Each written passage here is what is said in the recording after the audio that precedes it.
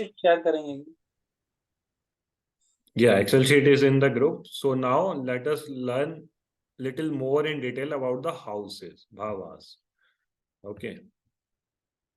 So वैसे तो bhavas are like in depth, बहुत ज्यादा depth में होते हैं, लेकिन still let us see how much, at least the basics everybody should know. So yeah, everybody is clear with the first house, second house, third house, fourth house. Isme I have not put the planet, only houses are there. So everybody is clear, especially the new people. Dr. Vanita, you know all these houses, no? Beena Patel houses. और कोई अनीता जी, आपको ये houses समझ में आ गए? पहला house कौन सा होता है? हाउसेस समझ है, लेकिन भैया वो मैं लेट ज्वाइन करी हूँ तो आप वीडियो ना हाँ हाँ, वो recording, so I have decided Saturday का हम्म। सेशन की recording will come on Monday and Tuesday, and Sunday की will come Wednesday and Thursday, because थोड़ा सा उसमें ना एडिटिंग कभी कभार करना पड़ता है, तो इसलिए इट विल बी रिकमेंडेड कि सैटरडे तो एटलीस्ट करो ही, संडे की चलो you can see on Wednesday and Thursday, but if you will attend Saturday तो some time it is linked. तो एस्ट्रोलॉजी का एक अच्छा ये है कि it is not that highly linked. तो today what we will teach you will understand even after if you have missed yesterday's session. So yeah, I'll share it every Monday, Tuesday, Wednesday, Thursday. I'll share two parts of the videos. Thank you Okay. भैया। Okay, so houses are clear. Yes. So these are the basic things. We have discussed in detail also about the house in one of the slide. लेकिन इतना तो याद होना ही चाहिए कि पहला house represent करता है आपकी personality, confidence, appearance, ego, idea of the self. दूसरा house is accumulated wealth, speech, family. Third house is siblings, courage, initiative, risk taking abilities. Fourth is happiness, mother, vehicles, property, home, as I was telling to Gaurav. So गौरव की life में ये चारों पांचों चीजों की कमी नहीं रहेगी. Okay, fifth house is progeny, education, creativity, romance. Sixth is enemies, diseases, competition. Seventh is spouses. Yeah, so these we have already discussed. Ninth and tenth especially उसमें थोड़ा सा रहता है. Here see, शशांक ने क्वेश्चन पूछा था. I don't know if he is there. So here it is written. Ninth house shows father as a guide, and 10th house shows father as authority. So can anybody tell what is the difference between father as a guide and father as an authority? So yeah, Sanket, can you tell? Basic ये तो English का question है, astrology का question नहीं है. Who is good in English? Yeah Ashish, I have shared that day also, but yeah Ashish, what is? Father as a guide is like father will guide you throughout your journey, and father as an authority means like father will command you. Correct. Very nice. Very nice. So he will say that why are you not studying? You do study, you clear ITC, you become an IS officer. So that is like father as an authority. And father as a guide will be like overall spiritual growth, material growth, and step by step guidance. Okay. So yeah. So we will learn also today how we have to see like these aspects. तो basically सन किसी का 10th house में है. Okay,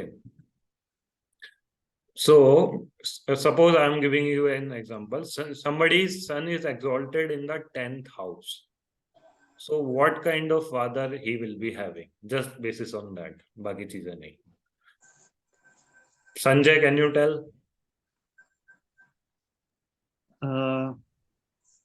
Sorry, sun and sir. Sun is in the 10th house and somebody from the Aries exalted. तो उससे क्या interpret कर सकते हैं उसके बारे में, उस इंसान की लाइफ और फादर से रिलेशन के बारे में? उसके फादर कैसे होंगे? Whose father would be very authoritative, Okay, and workplace may he might provide more good leadership. very nice.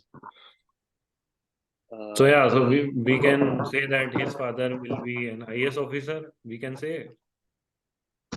Yes, officer, is it? Yeah, probably. Yeah. Yes, so he will be in a very good administrative position. So very high Right. chances. But we can we say that he will help him in his Hobbies also. Will his father help him in hobbies also? Father,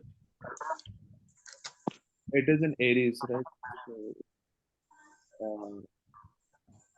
It is not because it is in Aries, it is because it's in the 10th house. If it is have been in the 9th house, yeah, no, I'm then thinking it. yeah, Ninth house would be Pisces, and this is Jupiter's house.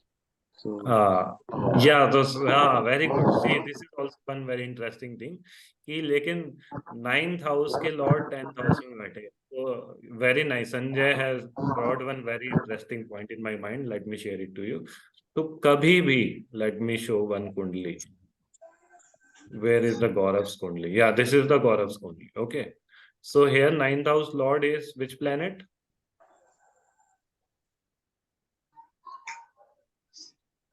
Sun. Sun is in third house. सन. तो किसी की भी कुंडली में अगर 9th house Lord 10th house में बैठा होता है, ओके, तो एक बहुत ही स्ट्रॉन्ग योग बनता है. इसको बोलते हैं धर्म कर्म अधिपति की योग. तो 9th house represents Dharma and 10th house represent Karma. Okay, तो 9th हाउस लॉर्ड अगर 10th हाउस में बैठा हो तो उसको बोलते हैं धर्म कर्म अधिपति योग. तो इसका मतलब ये होता है इस इंसान के जीवन में धर्म ही उसका कर्म बन जाता है. Okay, so find out. आप आर्ट ऑफ लिविंग में काफी लोगों की कुंडलियों में ये होता है, specially we will see full time art of living teacher.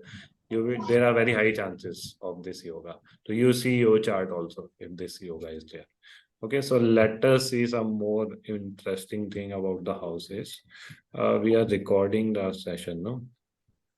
Yeah, recording is in progress. Okay, so very important thing, Upachaya houses. So what is the meaning of Upachaya houses? These houses grow slowly and gradually over the period of time. तो ये जो house होते हैं, 3rd house, 6th house, 10th house and 11th house, तो ये समय के साथ साथ इनमें बढ़ोतरी होती है. Okay, so for example 6th house. तो 6th हाउस में समय के साथ साथ 6th हाउस क्या रिप्रेजेंट करता है? या आशीष?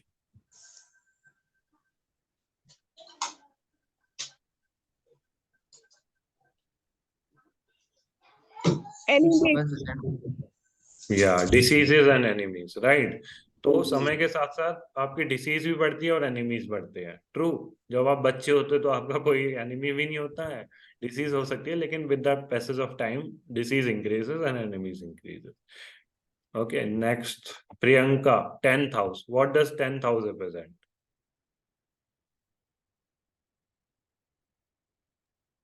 Profession, father as a authority. Correct, लेकिन main is career, karma, Career. Profession. तो व्हाट डज दैट मीन कि जो 10th हाउस होता है ना, करियर, वो समय के साथ धीरे धीरे बढ़ता है. सो आजकल many of people just want like एकदम मैनेजर की जॉब मिल जाए. It is not possible. तो career is something which grows over a period of time with consistently. So आप 5 साल 10 साल 15 साल एक्सपीरियंस ले लो, फिर you become set. Okay, so career is a उपचया house. So even like आपका 10th हाउस में कोई स्ट्रॉन्ग प्लेनेट नहीं है, वीक प्लेनेट है, लेकिन slowly and gradually over a period of time it your 10th house will improve. Okay, Dharmendra ji, next 11th house. 11th house का क्या significance होता है? 11th हाउस में जो भी राशि है वो पॉजिटिव रिजल्ट देती है. प्लस उसका उससे क्या देखते हैं, क्या होता है, एट्रीब्यूट क्या होता है? फ्रेंड्स एंड भैया इनकम गेन्स. आपके पास पैसा कितना आ रहा है, ये किससे लिखा जाता है? 11th हाउस से. तो इनकम और गेन्स, जैसे आपने कोई बिजनेस चालू किया नया, तो आपने मान लो 1 करोड़ रुपए लगाए, तो आपको 1 साल में 1 करोड़ आ जाएगा क्या? नहीं, नॉट नेसेसरी. बट या over a period of time 5 साल 6 साल 10 साल बाद यू नेवर नो कि आपका 1 करोड़ से ज्यादा भी आ जाए प्रॉफिट, राइट? सो गेन्स, जो हमारी लाइफ में पैसा गेन्स होता है, that also grows over a period of time. And third house is courage, and the courage especially, so it also grows with time. So you should always looking at a chart, if in anybody's chart some not that good planet is placed in that, still you have to see ki, this grows over a period of time. Okay, Bhaiya, one so question these, is there. yeah. Suppose in the 11th house, like 7 number is there. 7 number we are having Tula Rasi, and it is Venus actually entertainer. So suppose uh, entertainer is over there. Suppose somebody has some business in entertainment industry, so that will grow over time, like what I understand. So you have to see the dignity of Venus also, where Venus is placed at what dignity. But yeah, see, very good. So based on that, you can like किसी की कुंडली में 11,000 Venus तुला राशि है और Venus बहुत अच्छी डिग्निटी में एक्सॉल्टेड बैठा है, सपोज लाइक गौरव कुंडली, सी गौरव की कुंडली में 11th हाउस का लॉर्ड कौन है? वीनस, जो कि बैठा है एक्सॉल्टेड 6 डिग्री पे, इतना स्ट्रॉन्ग एक्सॉल्टेशन नहीं है लेकिन एक्सॉल्टेड है. So if he comes to an astrologer, he ask कि किस टाइप के बिजनेस मेरे को सूट करेंगे, तो what you can recommend him कि any business related to entertainment, okay, related to female, like female clothing. Venus is the कारक of females also, so that kind of business will be very good for you. And उसका एकदम opposite, if he do something related to males only, that will not work. So this is something we can interpret from your chart. So yeah, Ashish, anything else? मतलब यही question था और कुछ? नहीं बस यही था. Okay, so these are the houses. फिर हमारी लाइफ में ना 4 मेन पार्ट होते हैं, धर्म अर्थ काम मोक्ष. ओके, तो हर हाउसेस इससे भी कनेक्टेड होता है. So in this PPT I have covered 2 concept. पहला तो क्या होता है कि जो 1st 4th 7th and 10th house होता है, सो इसे बोलते हैं केंद्र. ये 4 हाउसेस होते हैं, इन्हें बोलते हैं केंद्र. तो इसमें कोई भी प्लैनेट, मतलब इवन मैलिफिक प्लैनेट भी है ना, so it becomes auspicious. So there is a difference between the term dignity, strength of the planet and auspiciousness of the planet. Okay, तो 1st 4th 7th और 10th हाउस में कोई भी planet होता है वो ऑस्पिशियस, शुभ हो जाता है. Okay, so for example Gaurav की कुंडली में Venus, since Venus is in the 4th house, so it is शुभ. वही वीनस अगर 6th हाउस है 8th हाउस में होता एक्सॉल्टेड, तो शायद it might not, he might not get interest in spirituality, किसी और डायरेक्शन में वो शायद शुभ नहीं होता. Okay, maybe we can next exercise में भी somebody can find out Ravan कुंडली. रावण की कुंडली में भी आई एम प्रीटी श्योर बहुत सारे एक्सॉल्टेड प्लैनेट होंगे, लेकिन शुभ प्लैनेट कम होंगे. Okay, so we see the Ravan कुंडली if anybody can find out. Okay, क्योंकि सी प्लैनेट की स्ट्रेंथ कैसी है, दैट डिटरमाइंस कि कितना स्ट्रांग है वो पर्सन किस पर्टिकुलर एस्पेक्ट में.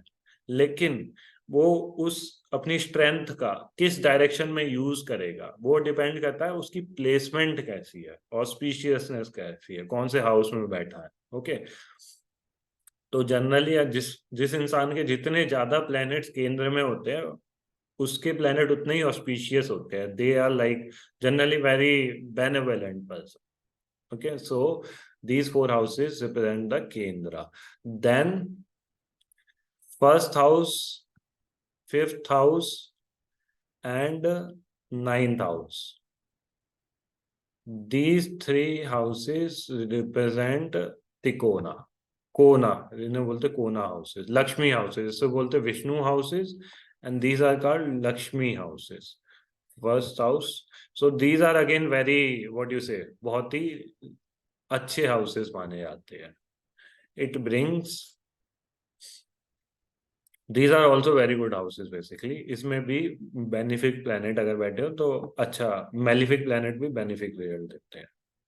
ओके, सो केंद्र, कोना, we are learning this because whenever you will study any book astrology की, तो उसमें लिखा रहता है केंद्र हाउस में बैठा होना चाहिए, कोण हाउस में बैठा होना चाहिए, उपचय हाउस में बैठा होना चाहिए, या फिर second house is called maraka house. Okay, so we will learn more about it.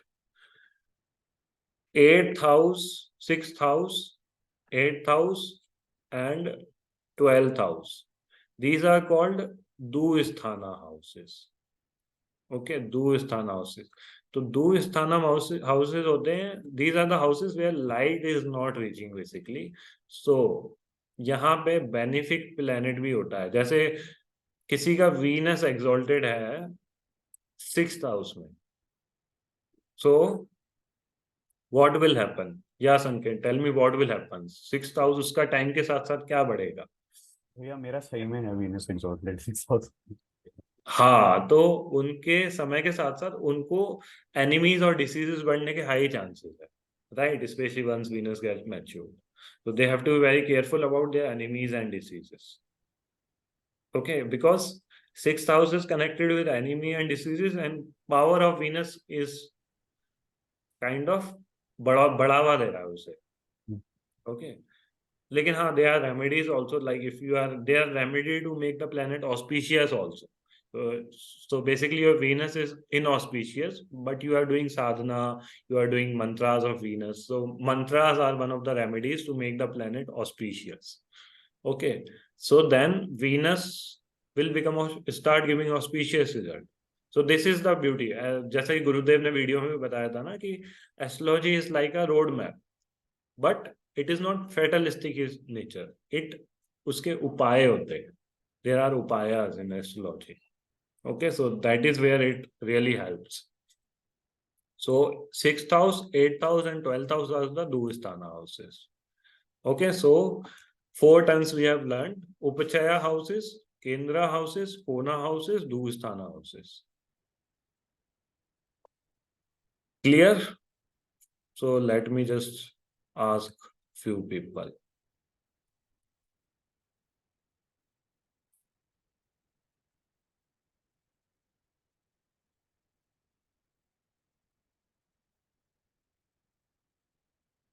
Yes. So Priyanka, which planet in this Kundali is sitting in Kendra? Venus. Okay. Beena ji, which planet is sitting in Kona houses in this Kundali? भैया कल भी miss हुआ था, आज भी आधा घंटा late हूँ मैं. तो अभी बताया ना मैंने, कोना हाउसेस कौन से होते हैं? 1st, 5th and 9th. तो हाँ राइट, कौन सा? फर्स्ट फिफ्थ एंड फर्स्ट तो and first, fifth. 1st, 5th और 9th, तो कौन कौन से प्लेनेट बैठे हैं 1st, 5th एंड 9th में? कौन कौन से प्लेनेट आते हैं भैया? नहीं समझ में आता वो. कोई नहीं बैठा है. This is a trick question. Okay हाँ. अच्छा, वहां पे जो नई नाम है इसलिए वो ब्लैंक है. ओके हाँ. ओके, सनिका जी, दूस्थाना में कौन से प्लैनेट्स बैठे हैं उस कुंडली में?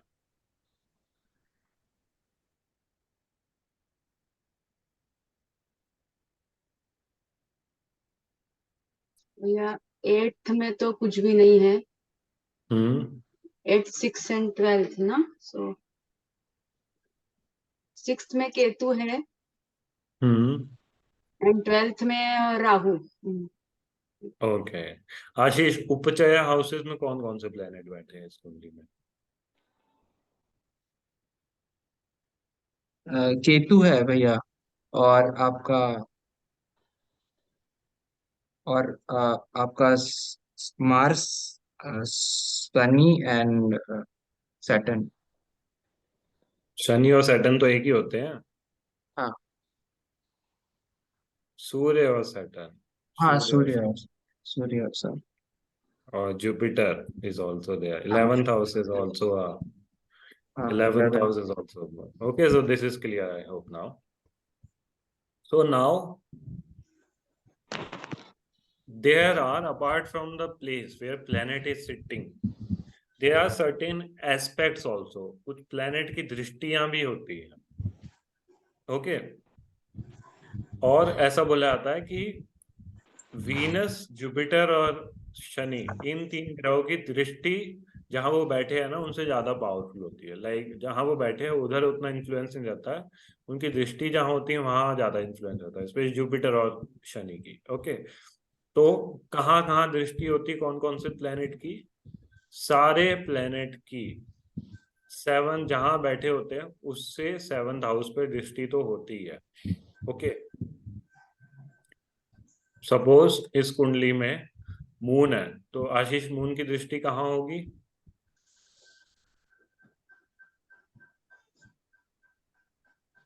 8th house. कोई भी प्लेनेट जहां बैठा है उससे एग्जैक्टली डायगोनल पॉइंट पे उसकी दृष्टि तो होती है। जुपिटर की दृष्टि कहाँ होगी?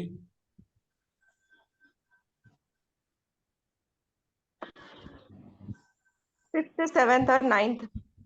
नहीं, मेन अभी 7th दृष्टि की बात करें, 5th house. Okay, 1 2 3 4 5 6 7, you can just count 7 houses.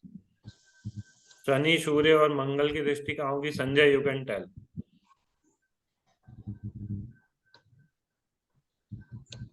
9th house. Yes, 9th house. Okay, mercury की दृष्टि कहाँ होगी गौरव? 8th house। करेक्ट। अभी आ गया समझ में आशीष? Got it? जहां प्लेनेट बैठा है उसकी दृष्टि उससे 7th हाउस में होती है। राहु केतु की अभी बात नहीं करते, we will discuss separately Rahu Ketu. Okay, और जुपिटर और शनि और मंगल की स्पेशल दृष्टियां भी होती हैं। कौन कौन सी स्पेशल दृष्टि होती है? जुपिटर जहां बैठा होता है वहां से 5th हाउस और 9th हाउस को भी देखता है। तो मंगल जहां बैठा होता है वहां से वो 4th और 8th हाउस 8th हाउस को भी देखता है। जुपिटर जहां बैठा होता है वहां से 5th और 9th हाउस को भी देखता है।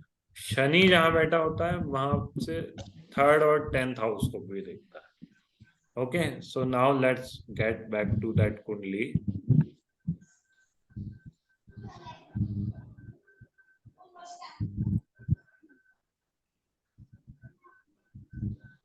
या तो Ashish, can you tell me Jupiter की दृष्टि कौन कौन से हाउसेस में है गौरव की कुंडली में? हाँ, तो वीक क्लॉक ऑलवेज एंटी क्लॉकवाइज राशियों की डायरेक्शन में हम गिनती करते हैं, even in case of retrograde planet. कुछ लोग बोलते हैं रेट्रोग्रेड प्लैनेट में दृष्टि उल्टी हो जाती है, नहीं, that also I will explain. So 1 2 3 4 5, so Jupiter की दृष्टि कौन से हाउस में है? 5वीं दृष्टि है 3rd हाउस में। 6 7, 3rd हाउस में दृष्टि है, फिर 5th हाउस में दृष्टि है, फिर 8 एंड 9th, फिर 9th जो कि मैरिज का हाउस है उसमें जुपिटर की 9वीं दृष्टि है। Okay, so got it? समझ में आ गया? सभी को समझ में आ गया ना? This is very easy. 5th house में। यस, तो शनि का जी, नाउ यू टेल शनि की दृष्टि कौन कौन से हाउसेस में है? I will just right it down. Shani की 3 7 और 10th जहां बैठता है वहां से 3rd हाउस 7th हाउस और 10th हाउस को देखता है। तो tell me. 1st 2nd 3rd यहाँ केतु पे मतलब 1 2 3 6th हाउस पे। 5th हाउस पे 3rd दृष्टि होगी, देन 4 5 6 7 7 दृष्टि होगी 9th हाउस पे, 9th house 8 9 10 12th house 10th दृष्टि होगी 10th दृष्टि 12th हाउस 12th हाउस पे। तो दृष्टि का मतलब क्या होगा कि शनि का इफेक्ट जहां वो बैठा है उनके अलावा इन हाउसेस पे भी होगा। और ऐसा बोला जाता है कि गुरु और शनि की दृष्टि जहां बैठे हैं उससे ज्यादा स्ट्रांग वहां होती है जहां वो दृष्टि डालते हैं। अब दृष्टि में भी अलग अलग स्ट्रेंथ होती है। गुरु की जैसे 5वीं दृष्टि ज्यादा मजबूत, 9वीं दृष्टि ज्यादा मजबूत होती है, शनि की 10th दृष्टि ज्यादा मजबूत होती है। तो that also we will learn, but for the time being you just learn this. Then Mangal, जैसे मंगल की 8 दृष्टि भी बहुत स्ट्रांग होती है। तो मंगल की कौन कौन सी दृष्टि होती है? विल टेल संजय, या what are the aspects of Mangal?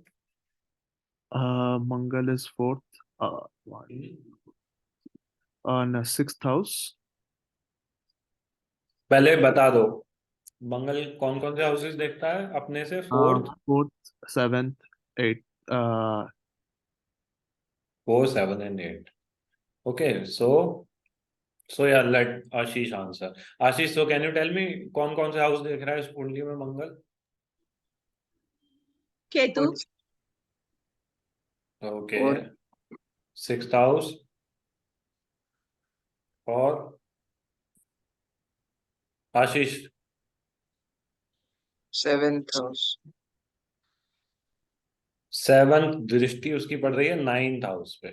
4, 7 and 8 दृष्टि है ना, तो 1 2 3 4, 4 दृष्टि पड़ रही है 6th हाउस में, 7 दृष्टि पड़ रही है 9th हाउस में। 9th house. और 8 उसके बाद दृष्टि पड़ रही है कहाँ पे? 10th. 10th हाउस में। So Mangal will be favourable for Gaurav career or not? Can you tell?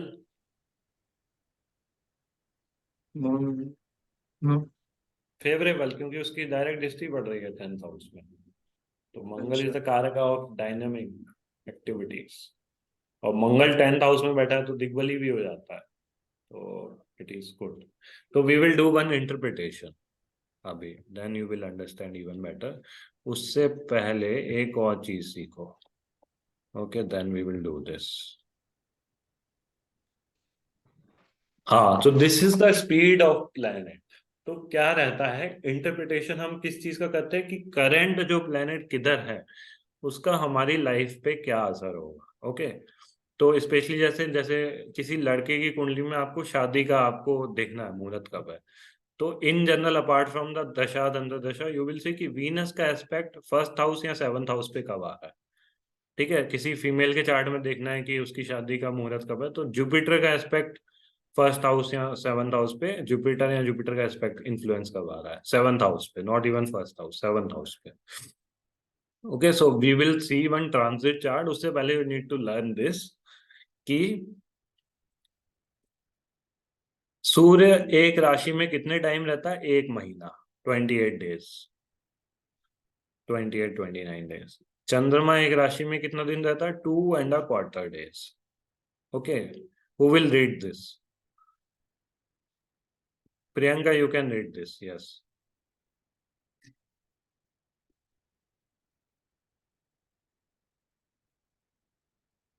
सन एक राशि में 1 महीने के लिए रहता है।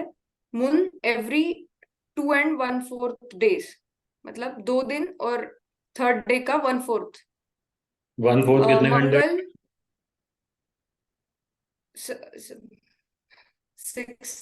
6 hours। करेक्ट। सो टोटल कितने मार्स घंटे हो गए मून के? एक we can just learn. So total how many hours moon is in one 24 into Jyotirmay? 30 hours।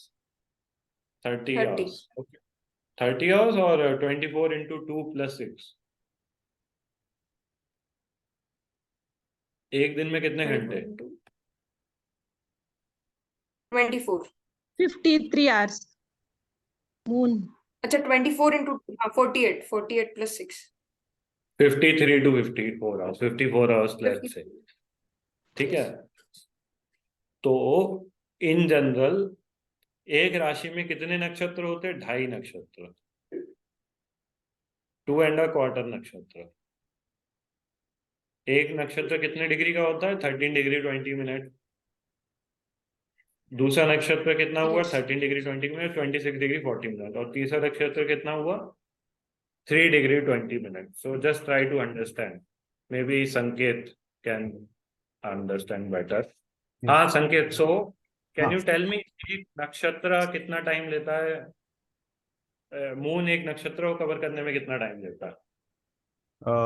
अगर एक राशि को 1 क्वार्टर लेता है। एक राशि में कितने नक्षत्र होते हैं? अभी बताया ना मैंने, एक नक्षत्र कितने डिग्री का होता है? 1 day. 30 degree 20 minutes. 13 degree 20 Yes. Minutes ना, 1 मिनट 30 डिवाइडेड बाय 1 क्वार्टर हो गए ना।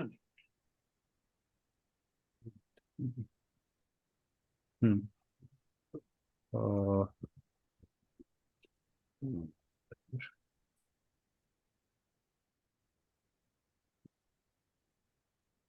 4 hours.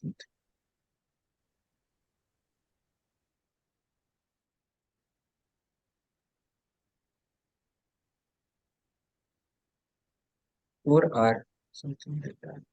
4 to 5 hours. नहीं, it's very simple. See, you are getting confuse. Moon एक राशि को कवर करने में कितना टाइम ले रहा है? 2.25 days। यस, और एक राशि में कितने नक्षत्र है? 2.25। 2 तो इसका क्वार्टर। मतलब ये हो गया कि मून एक नक्षत्र को कितने दिन में कवर करेगा? 1 दिन में। ओके, हाँ, तो यू विल सी द पंचांग, एक दिन में एक ही नक्षत्र रहता है, अगले दिन यस अगला यस, नक्षत्र आ जाता हाँ है, राइट? हाँ। तो एक दिन में एक नक्षत्र को कवर करेगा। और एक नक्षत्र में कितने पद होते हैं? 4 तो एक पद को कितने घंटे में कवर करेगा? 6 6 hours। Yes, so every pada moon cover in 6 hours। Okay, so yeah, continue, you can, Priyanka। मंगल की स्पीड। एक दिन, sorry, 1.5 month. Okay. Mercury. Mercury 1 month. Okay, तो ये Jupiter जो 1 year. Venus हाँ, so just one more information। ये जो मंगल, mercury और वीनस है ना, तो ये रेट्रोग्रेड होते हैं, तो थोड़ा सा स्पीड, इवन जुपिटर उनका कम ज्यादा होता है। तो these are on an average. Okay, so for the time being, to make it simple, we will consider this. या जुपिटर कितना साल रहता है एक राशि में? अभी कौन सी राशि में है Jupiter? Can 1 anybody year. Tell? Aries. Aries, very nice. Venus, Venus एक राशि में कितने महीने रहता है? 1 month. ओके, अभी कौन सी 8 राशि months. में वीनस? Can anybody tell? चलो, we will see in the next slide. Continue. Cancer Cancer में। Cancer, yes, very nice. Shani कितनी राशि में एक साल रहता है? Shani 2.5 years. Rahu Okay. 1.5 year. Ketu 1.5 year. Okay, तो now you are able to understand what is sade sati. तो साढ़े साती इज नथिंग बट शनि जिस राशि में है, अभी कौन सी राशि में है शनि? Pisces और कुंभ, Aquarius और Pisces। Let me show the transit chart. अभी ये प्लेनेट इस राशि में है, तो can you see and tell Shani is in which rashi? Kumbh. या शनि मतलब पाइसेस से अभी रेट्रोग्रेड करके कुंभ में आया है। ओके, तो शनि एक्वेरियस राशि में टोटल कितना टाइम रहेगा? 2.5 साल। ओके, तो साढ़े साती का मतलब ये होता है कि शनि जिस राशि में है उससे पहले वाली राशि और उससे बाद वाली राशि, उनकी साढ़े साती चल रही होती है। लाइक जैसे मान लो पाइसेस वालों की साढ़े साती अभी शुरू हो गई जनवरी से, तो पाइसेस वाले की साढ़े साती कब शुरू हुई? सॉरी, शनि पाइसेस में आया ही नहीं अभी। पाइसेस वालों की साढ़े साती शुरू हुई जब शनि एक्वेरियस में आया इस साल जनवरी में। तो जब भी शनि आपकी एक राशि पीछे रहता है या एक राशि आगे रहता है, जैसे मकर राशि की साढ़े साती कब से चल रही है? जब शनि सैगिटेरियस में था, और अभी शनि है एक्वेरियस में। तो मकर राशि की साढ़े साती 2.5 साल शनि जब सैगिटेरियस में रहा, और 2.5 साल शनि कैप्रिकॉर्न में रहा। 5 साल कंप्लीट हो चुकी है। This is like the 6th year. और 1.5 साल के बाद in 2025 when Shani will move to Pisces, तो मकर राशि की 7.5 खत्म हो जाएगी। Got it? तो जिस राशि में शनि देव होते हैं उससे एक राशि पहले और एक राशि बाद वालों की 7.5 होती है। समझ गए 7.5 का कॉन्सेप्ट? भैया हम्म। हाँ हाँ भैया, सॉरी टू इंटरप्ट भैया, एक्चुअली मेरे को अभी ड्रॉप करना होगा, मेरे को लॉन्ग क्रिया के लिए जाना है, तो हाँ हाँ ठीक है। ठीक है, थैंक यू। या रेट्रोगेट जब होता है तो वो 11 से 12 जाता है या 12 से 11 आता है? 12 से रेट्रोग्रेड मतलब बैकवर्ड मोशन, तो 12 से 11 आएगा ऑब्वियसली। ओके, तो उसका 7.5 ही तब चालू होना चाहिए 11th वालों का जब 12th में था, राइट? नहीं, 11th में था। 11th वालों का तो 10th में जब एंटर होगा तभी चालू हो जाएगा ना, क्योंकि एक राशि पीछे भी एंटर हो जाता है शनि तो 7.5 ही चालू हो जाता है। मतलब शनि जिस जगह है उसके अलावा उसे एक राशि पीछे और एक राशि आगे हमेशा इफेक्ट रहता है। तो टोटल 3 राशियों को कवर करने में शनि को कितना, एक राशि को कवर करने में कितना टाइम लगता है शनि को? 2.5 साल लगता है। तो 3 राशियों को कितना लगेगा? 7.5 साल। तो that is 7.5 he. I am asking कि उसका चालू कब होगा, जब वो 12th में शनि एंटर करेगा या 10th में शनि? नहीं, एक राशि पहले शनि एंटर हो गया तो 7.5 ही चालू हो गई। अच्छा। स्पाइसेस वाले की 7.5 कब चालू होगी? जब शनि एक्वेरियस में एंटर करेगा। ओके। ओके। 7.5 क्या होता है? 7.5 is a phase where Saturn is dominant on your kundali. So it is good for spiritual progress. So there are a lot of videos of Guru Dev on 7.5. Even I can share a few videos. So basically it is good for spiritual progress and not good for material progress. Okay, because it is a time dominated by Shani. Okay, so now we have learned the speed of Shani की planet. महादशा, भैया आप कौन सी भैया राशि में? शनि की महादशा क्या होता है? शनि की महादशा, इस महादशा पे हम आए नहीं है, नेक्स्ट क्लास में महादशा डिस्कस करते हैं, then I will speak about mahadasha. We haven't discuss mahadasha in this workshop. What is the chart you are looking at? ये so this is a transit chart. अभी ये जैसे गौरव की लग्न धनु लग्न है, तो पैदा होने के टाइम कौन सा प्लेनेट कब बैठा था, और ये मैंने आज लिया है सुबह स्क्रीनशॉट। ट्रांजिट चार्ट ये ऐप में आपको मिल जाएगा, ट्रांजिट नाम से एक टैब होगा। तो अभी कौन सा प्लेनेट कौन सी राशि में है। Okay, so this is the transit chart. तो let us now understand this thing, a concept of transit, जिसको हिंदी में बोलते हैं गोचर। ओके, तो इफ यू वांट टू, जैसा कि मैं बता रहा था कि फॉर अ मेल द कारक फॉर मैरिज इज वीनस। तो if you want to see when will be the marriage transit of this person, marriage का, शादी का मुहूर्त कब होगा इस इंसान का, just from this gochar, not from the shine anything, just from the gochar. So how you will see, so I'll just tell you. First is we will look the 7th lord. 7th lord होता है mercury.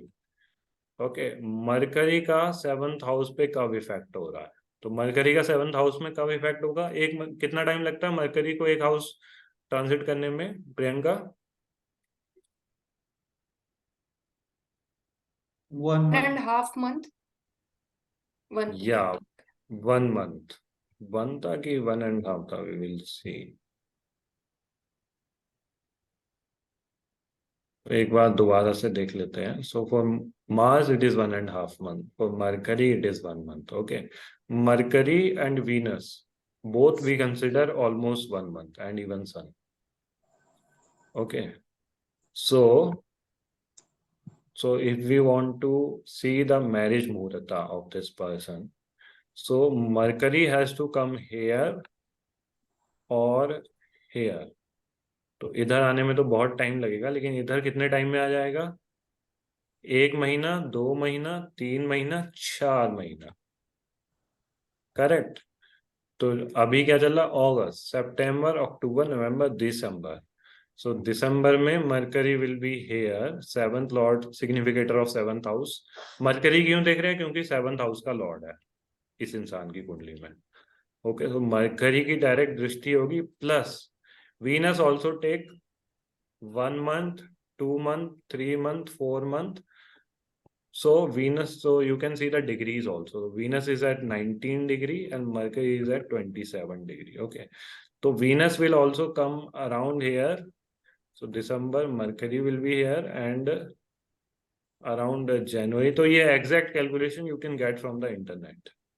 So around January, Venus will be here. Okay तो Venus की भी 7वें house पे कौन सी दृष्टि होगी? Seventh aspect Venus का 7th हाउस में हो जाएगा और मरकरी का 7th हाउस में हो जाएगा. So this will trigger the yoga of marriage in this persons life. फिर नेक्स्ट योगा कब बनेगा? जब मरकरी यहाँ तो इधर आएगा या फिर वीनस इधर आएगा. तो दोनों में से एक आए तब भी बन जाता है, लेकिन दोनों आ जाए तो भी बन जाता है. And in the next class we will learn mahadasha, antardasha and pratyantar dasha also.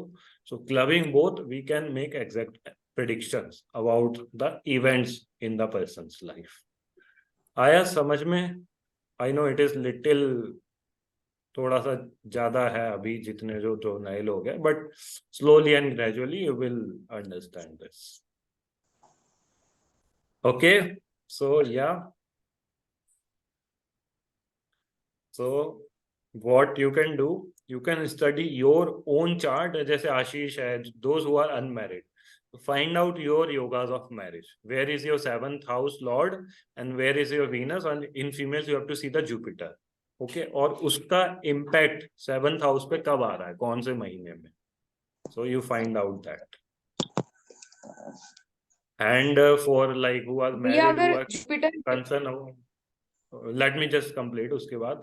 So जैसे किसी को finance वाले portion में या फिर career में ज़्यादा अभी inclination या interest है, so you see the gochar of the positive planet in your 10th house for career and in 11th house for your finance. आपको अपना पैसा कब ज़्यादा मिलेगा, तो उसमें 11th house में कब गुरु शुक्र का गोचर होगा वो देखो, या फिर 11th लॉर्ड का गोचर. और 10th हाउस में कब बेनिफिक प्लेनेट गुरु शुक्र चंद्रमा का गोचर होगा, इवन मरकरी का. तो you have to see. Okay, या प्रियंका कौन पूछ रहा था क्वेश्चन? भैया अगर गुरु रिलेटेड है, मैं ही पूछ रही थी. गुरु अगर डेबिलेटेड है तो उसका दृष्टि भी उतना इम्पैक्टफुल रहता है क्या? गुरु डेबिलेटेड है तो उसका दृष्टि इतना इम्पैक्टफुल नहीं रहेगा, ऑब्वियसली कम वीक रहेगा. प्लेनेट ही वीक है. कोई इंसान अगर वीक है तो वो किसी की तरफ देखेगा तो उस पे इतना असर नहीं डाल पाएगा ना. तो that is the same concept. या धर्मेंद्र जी? हाँ, मेरे पार्टनर को कैसे स्ट्रांग बना सकते हैं? जैसे लाइफ पार्टनर है, सपोर्ट नहीं कर रहे हैं, तो उसको सपोर्ट, वो कैसे मेरे को सपोर्ट कर सकते हैं? वैसे क्या करे तो उसके लिए यू हैव टू सी दोनों के चलित चार्ट, दोनों के ट्रांजिट चार्ट. ओके, और फिर आपको देखना है कि 4th house main is like happiness 4th house और 1st हाउस. तो 1st हाउस और 4th हाउस में कब अच्छे प्लेनेट का ट्रांजिट हो रहा है, तो वो देख सकते हो. और दूसरा व्हाट इज द कैपेबिलिटी. तो this is actually a portion of compatibility. It is not the partner का strongness, it is also about compatibility.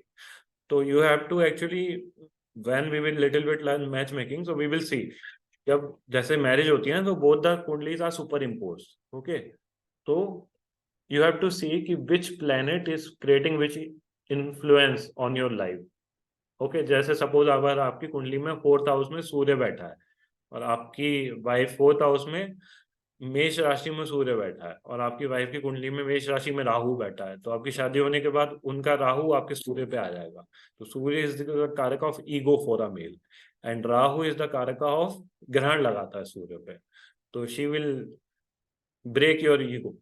ऐसी सिचुएशन क्रिएट होगी. Okay, so based on that remedy can be provided. Okay, so पहले तो आप खुद से ही देखो इतना जो कुछ पढ़ा है. तो astrology is not there is like hard and fast rule नहीं होते. It is customized based on your requirements. आपको क्या चीज देखनी है, शादी में भी क्या चीज मेन देखनी है आपको पैसा वाला एस्पेक्ट, खुशी वाला एस्पेक्ट, बच्चों वाला एस्पेक्ट, क्या देखना है. तो उस हिसाब से you see the transit, you see the both chart and find out which planet is bringing affliction. तो उस पे उसकी रेमेडी करके you can sort out the issues. And when is Navamsa chart correct? Thank you. Navamsha chart is read during marriage. तो even नीच भंग राजयोग होता है ना, तो उसमें भी we see the Navamsha chart. So if time permits, fourth week, this is the second week, no? अभी हाँ, we have time. So in the fourth week we can discuss little bit about Navamsha chart. तो basically दो चीजों में होता है, कोई planet main कुंडली में डेबिलिटेड है लेकिन नवांशा में एक्सॉल्टेड है, स्ट्रॉन्ग डिग्निटी का है, तो इट बिहेव्स एज अ, तो उसको क्या बोलते हैं, नीच भंग योग बोला जाता है. Okay, and there is Viparit Rajayoga also, that is also seen from the Navamsha chart, and about your life partner and the later phases of life is also seen from the Navamsha chart. So slowly and gradually we will learn. So what you need to do is to practice as much as possible, so that in the upcoming session we can discuss more. Okay, so let's close it for now, and next class 2 homeworks are there. First is you find out your planets in which houses they are placed. Great enemy, great friend, enemy. So that Excel sheet everybody should make. ठीक है, it is very simple. सभी लोग Excel sheet पे अपने planets का वो निकालो, dignity. And second is read the transit. आपकी क्या ट्रांजिट, अभी कौन सा प्लेनेट कौन सी कुंडली में कहाँ आ रहा है. जैसे किसी का मून अगर मून नहीं, शनि या गुरु 8th हाउस में आ रहा है, क्योंकि मून तो एक दिन में मूव हो जाएगा. Shani and Guru will stay in 8th house for long time. Okay, so you find it that. Okay, so see you all next Saturday. Have a Sahil great भैया, या Aditi. सर बस एक डाउट है भैया कि जैसे आपने बताया कि हमें ये देखना है ट्रांजिट चार्ट, तो जैसे हम अब हर राशि के लिए वो हाउस का लॉर्ड अलग होता है ना, तो वो हम Yes. कैसे डिसाइड करते हैं, वो हम कैसे डिसाइड करते हैं? तो आपको लाइफ का जो एस्पेक्ट देखना है, तो वो वाला हाउस देखोगे, उसमें जो राशि है उसका लॉर्ड देखोगे. जैसे अभी मैं गौरव की मैरिज का हाउस देख रहा था, तो मैरिज का लॉर्ड वीनस मरकरी था. ओके, ओके, मतलब तो उस हाउस में जो राशि का नंबर लिखा होता है वो उसका लॉर्ड है, वैसे बोल रहे हैं ना आप? यस, तो उसका फिर इन्फ्लुएंस देखोगे कि 7th हाउस पे आ रहा है कि नहीं. और नेचुरल कारकास होते हैं कुछ, जैसे मैरिज का नेचुरल कारकास, जैसे मैंने बताया, for male it is Venus, for female it is Jupiter. So that you have to see. ठीक है भैया, ओके भैया, चलो, जय गुरुदेव. थैंक यू भैया, जय गुरुदेव। वेलकम. जय गुरुदेव भैया. थैंक यू, जय जय गुरुदेव. गुरुदेव.